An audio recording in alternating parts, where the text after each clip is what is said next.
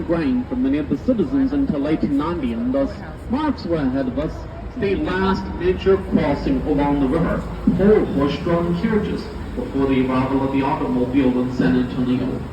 And marks we will enter into the widest part of the Riverwalk here as well, which is also where there used to be bathhouses. Now the side of the river up here, back in the 1800s, that a lot of locals will go into in the middle of a hot summer daylight today in order to cool off.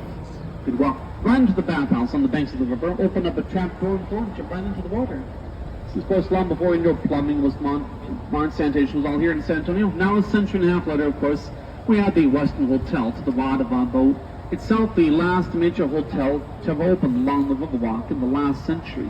Opened in November of 1999 and decorated on the inside with furniture from the 17th century European castle. Just across the river from the Tower Light building, way up to the left of our boat in the sky right here.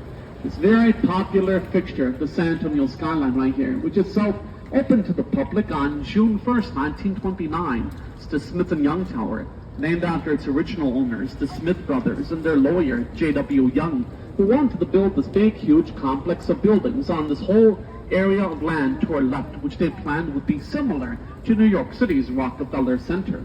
They were going to call that project Bowen's Island Skyscrapers, with the Smith & Young Tower here as the centerpiece. Unfortunately, once again, this building opened to the public on June 1st, 1929. Stock market crashed just a few months later. Smith & Young went bankrupt, had to sell this property. Eventually, it switched hands over the years and is set to reopen later this year as an apartment complex.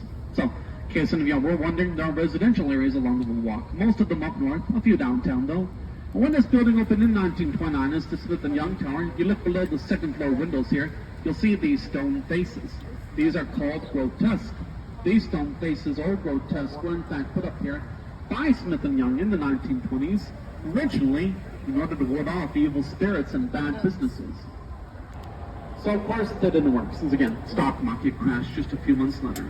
So much for that,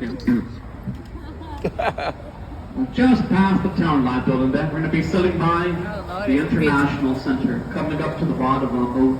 The big green building over here, which used to be home to the San Antonio Public Library from 1968 until 1998, and then became home to the offices of the North American Development Bank, as well as the old marina underneath, one of two marinas run my company in the city, dock our boats during evenings, which has the Bexar County Courthouse just past up ahead of us. This big red building here that was founded up here over a century ago in 1896, and thus is considered the oldest continuously operating courthouse in all of Texas.